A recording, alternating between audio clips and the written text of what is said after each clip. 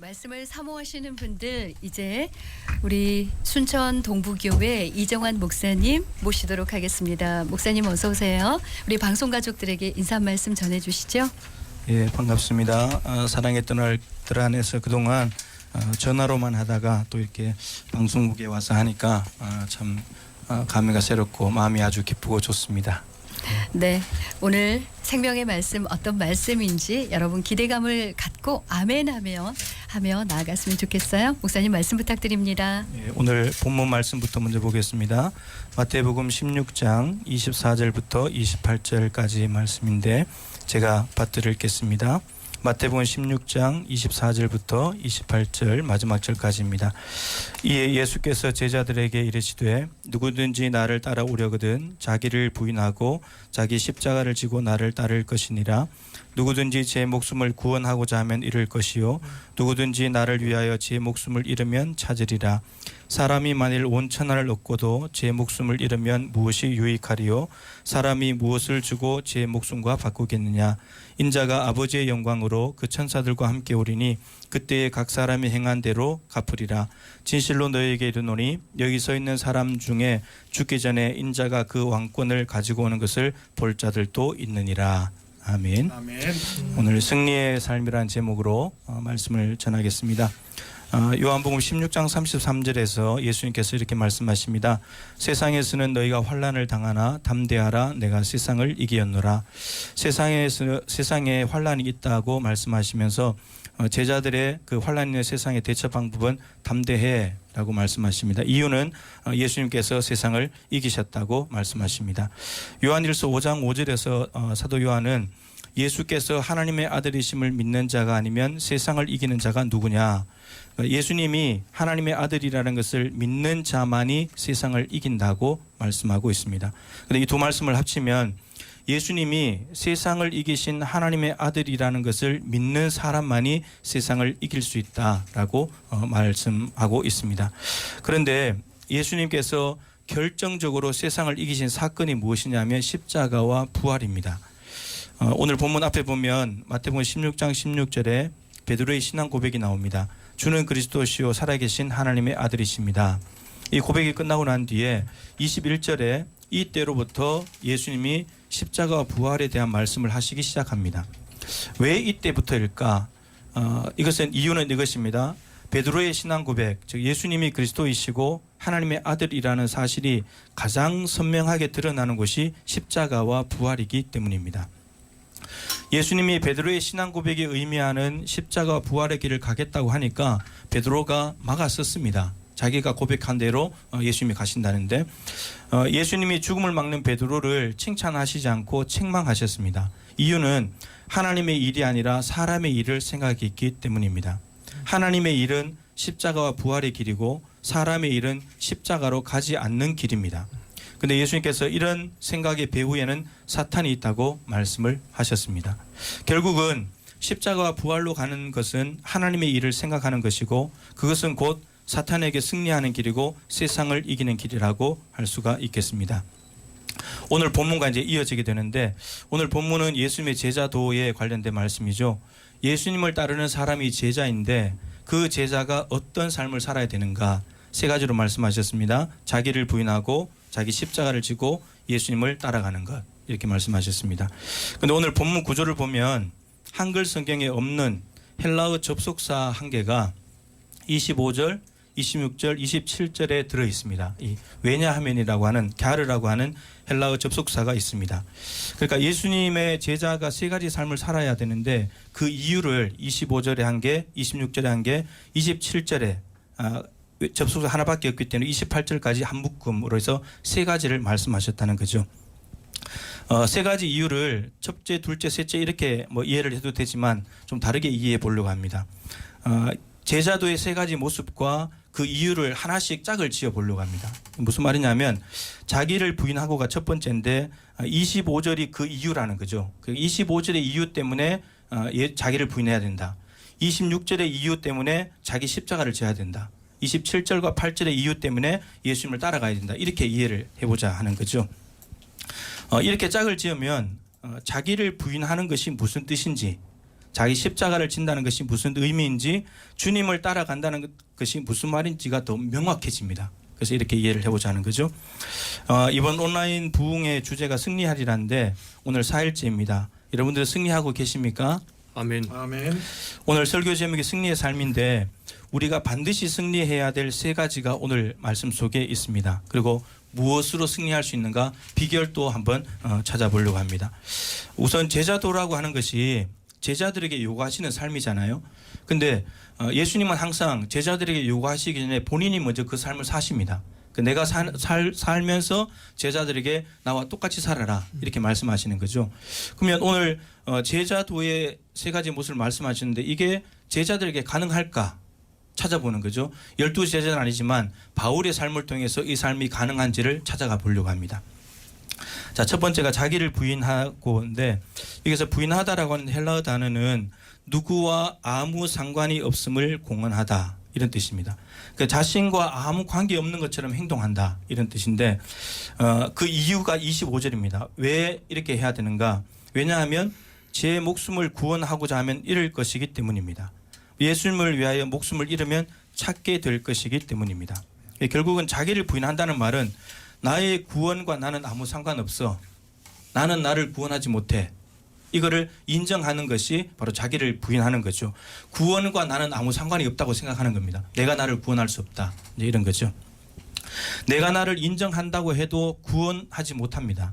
오히려 나의 구원이 예수님께 있음을 인정하고 목숨을 드리게 되면 오히려 목숨을 찾게 된다. 구원을 얻게 된다. 이런 말씀입니다. 구원은 내 영역이 아니고 예수님의 영역이다. 이런 말이죠.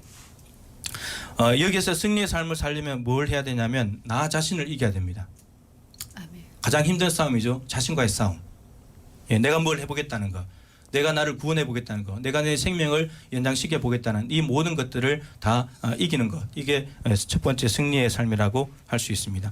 구원은 하나님께 있음을 믿고 나 자신에 대한 신뢰를 깨뜨리는 것. 이게 나에 대해서 승리하는 것입니다.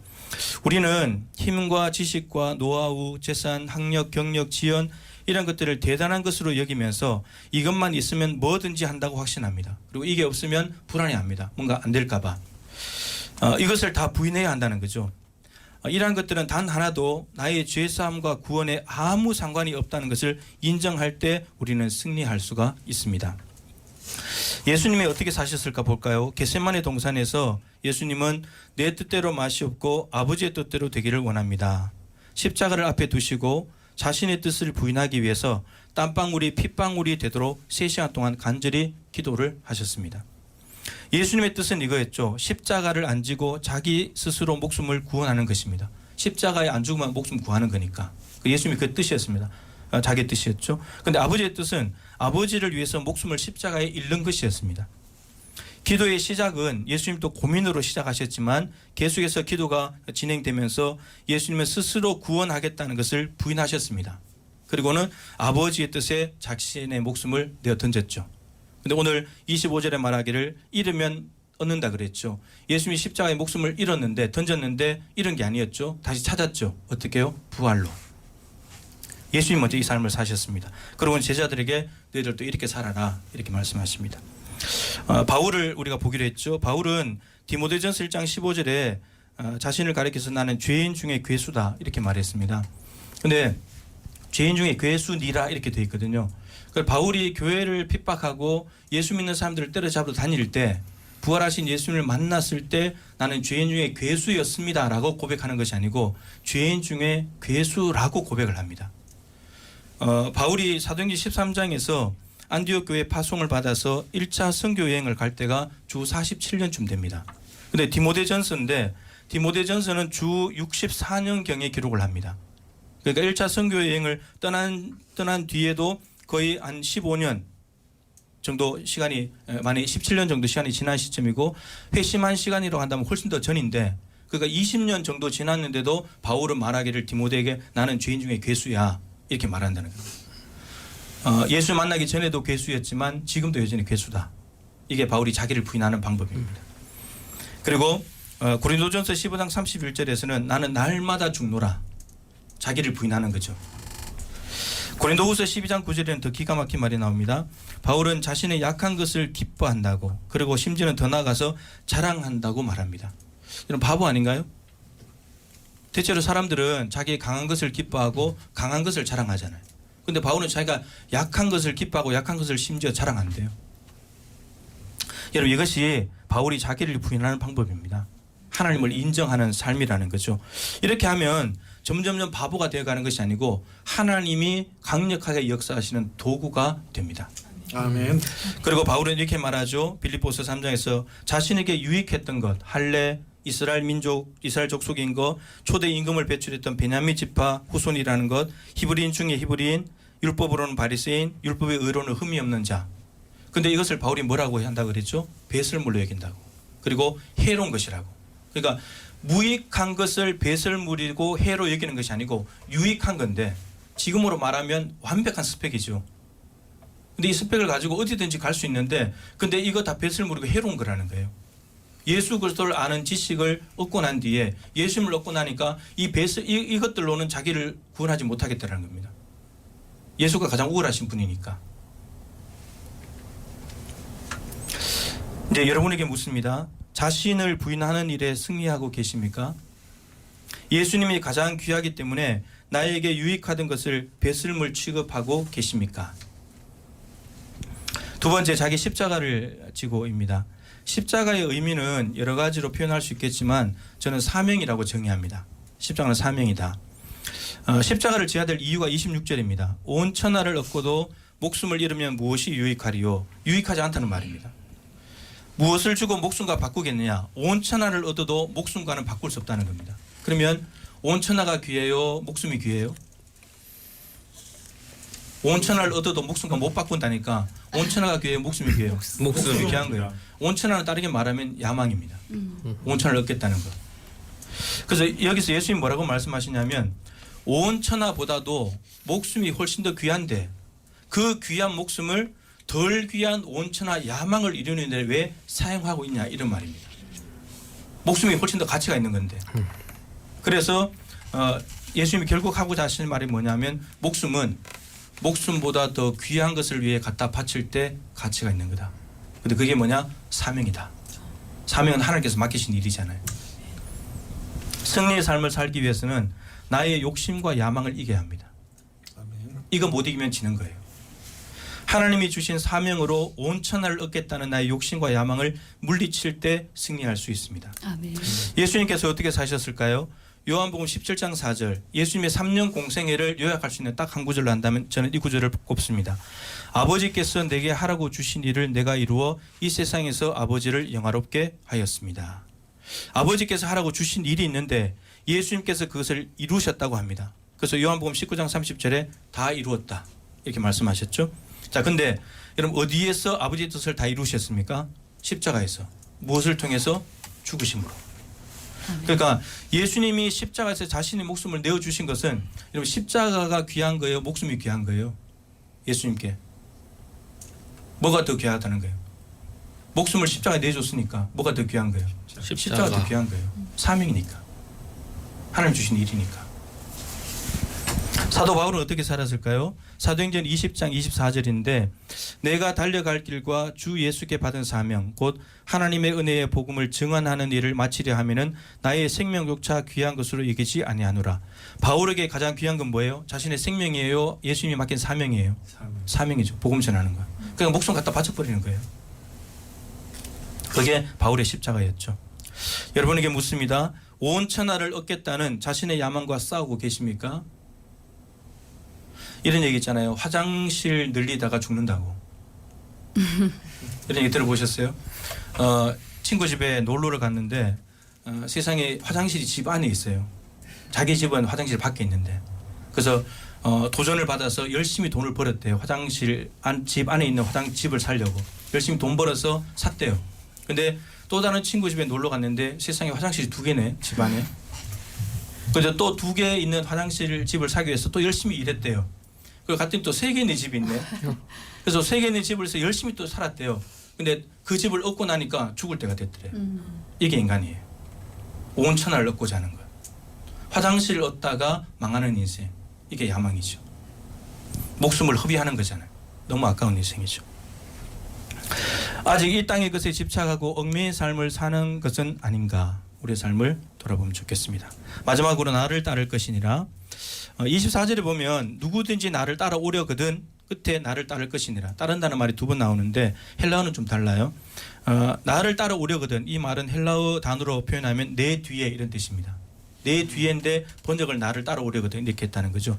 그러면 끝에 있는 말과 합쳐버리면 따라간다는 말은 뒤에 가는 거예요. 앞에 가는 것이 아니라 뒤에 가는 거예요. 예수님이 앞에 가고 내가 뒤에 따라가는 거죠. 그럼 이게 무슨 말이냐? 예수님의 유일한 목적이에요. 주님을 따라간다는 삶은. 그 이유를 27절 28절에 적어놨습니다. 왜 예수님을 따라가야 되는가? 앞에 가면 나도 따라가야 되는가? 27절 8절을 요약하면 이런 내용입니다. 예수님이 아버지의 영광 가운데 왕권을 가지고 오셔서 각 사람의 행한 대로 갚으신다. 심판하시기 때문이라는 겁니다. 심판이 있다는 거죠. 나의 모든 삶을 심판하시는 분은 왕으로 재림하시는 예수님입니다. 그러면 그 심판장이신 예수님께 칭찬받으려면 누가 목적이 돼야 돼요? 삶이. 누가 목적이 돼야 돼요? 그 심판장이 예수님이라면 예수님이 목적이 돼야 되고 예수님의 기쁨을 위해 살아야죠. 만약에 세상 끝날에 제가 여러분들을 심판한다면 여러분들은 누구의 기쁨이 되기 위해 살아야 돼요? 목사님. 예, 나의 기쁨 되게 살아야 되는 거예요. 근데 예수님이 심판장이시라면 그분의 눈에 잘 보여야 되는 거예요. 그분을 위해서 살아야 되는 거죠. 그걸 이야기하는 것입니다. 그렇기 때문에 예수님을 따라가야 된다는 거예요. 엉뚱한 데 따라갔다가는 심판장 앞에서 책망받을 것이기 때문에 그렇습니다. 여기서 승리의 삶을 살려면 예수님을 도구와 수단으로 삼아 내 목적을 성취하려는 삶을 멈춰야 합니다. 여러분 이게 기복주의입니다. 내 목적을 이루기 위해서 하나님을 이용해 먹는 거야. 하나님이 목적이 아니라 하나님이 도구가 되는 거죠. 이걸 바꿔야 된다는 거죠. 나의 만족과 기쁨을 추구하는 삶을 당장 그만둬야 합니다. 하나님의 기쁨을 위해 사는 것이 우리의 승리의 삶의 비결이라고 할 수가 있습니다. 예수님은 어떻게 사셨을까요?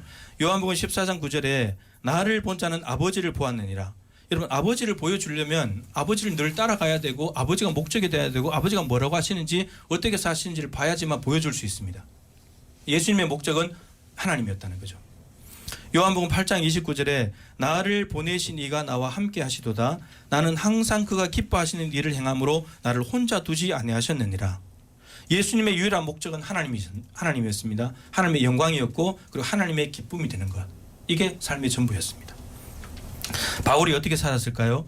빌립보서 1장 20절에 살든지 죽든지 내 몸에서 그리스도가 존귀하게 되게 하려 하나니. 예수님 높이는 것이 바울의 삶의 목적이었습니다. 예수님 목적인 거죠. 고린도후서 5장 9절 10절에는 나는 몸으로 있든지 떠나든지 살든지 죽든지 똑같단 말이죠. 주를 기쁘시게 하는 자가 되기를 힘쓰노라. 바울의 고민은 어떻게 하면 주님을 기쁘시게 할까? 어떻게 하면 주님 기쁘시게 할까? 내가 뭘 해서 기쁘시게 드릴까? 이것밖에 없어요. 생각이. 왜 그렇게 살았냐? 10절에서 이렇게 말합니다. 이는 우리가 다 반드시 그리스도의 심판대 앞에서 각각 선악간에 그 몸으로 행한 것을 따라 받으려 함이라. 그리스도의 심판대 앞에 서게 되는 날이 온다는 겁니다. 그러니까 말씀드린 대로 심판장이신 주님을 기쁘시게 해야지 그분의 심판대 앞에 갔을 때 칭찬받을 거니까. 네가 나를 위해서 살다 왔구나. 이렇게 될 거니까. 바울은 늘 자나깨나 생각이 주님을 기쁘시게 하면 된다. 이게 삶의 아멘. 전부였습니다. 아멘. 여러분에게 묻습니다. 자신의 목적을 이루기 위해 하나님을 이용하는 삶을 이기고 계십니까? 하나님을 도구로 써먹지는 않습니까? 그리고 자신의 만족과 기쁨을 위해 사는 삶과 싸우고 계십니까? 적어도 몸부림은 치고 있습니까? 오늘 말씀을 정리하면 이렇습니다. 자기를 부인하는 것은 기독교 신앙의 출발점입니다. 이게 무슨 말이냐면 자기를 부인하지 않으면 기독교 신앙을 출발조차도 못한다는 말입니다. 예수님을 믿고 영접한다는 것은 따라서 자신이 죄인임을 인정하는 자기 부인이 일어난 거죠. 여러분들이 예수님을 영접했다면 자기를 부인한 거예요. 이미 기독교 신앙이 출발이 됐습니다. 자기를 부인하고 기독교 신앙을 출발한 사람이 살아가는 삶의 모습은 자기 십자가 지는 것 사명입니다. 아멘. 그리고 그 사명을 가지고 하나님을 영화롭게 하는 삶을 살아갈 때 그 사람이 바로 예수님의 참 제자가 될 수 있다라고 아멘. 말씀하십니다. 코로나 상황인데 1년의 절반 이상을 코로나로 보내고 있습니다. 그 어느 때보다도 제자도의 삶과 정신을 점검하고 실천해야 할 시기가 아닌가 싶습니다. 우리는 꼭 승리해야 합니다. 네. 백신과 치료제 개발을 위해서도 기도도 해야 되겠지만 이 상황에 대해서 불평하고 원망하고 왜 이런 때가 왔어 이런 것이 아니라 이 상황을 살아내야 된다는 거죠. 아멘. 여러분들이 승리하고 있다면 감사하십시오. 아멘. 그러나 패배하셨습니까? 깨끗하게 인정하십시오. 하나님 저 패배했습니다. 인정하시고 그게 자기를 부인하는 겁니다. 하나님 내가 해보니까 안 됩니다. 나는 포기하겠습니다. 이제 주님 붙들겠습니다. 이러면 자기 부인입니다. 다시 리셋하는 거죠. 새롭게 시작하는 겁니다. 자기를 부인하는 시작에서부터 승리할 뿐만 아니라 사명을 감당하는 구원 이후의 삶의 과정에서도 승리하고 하나님이 유일한 목적이 되고 하나님을 기쁘시게 해드리는 삶을 통해서 마지막 심판대 앞에서도 환하게 웃을 수 있는 최종 승리자, 영원한 승리자의 삶을 살아가는 주인공이 다 되실 수 있기를 주님의 이름으로 축원합니다. 아멘.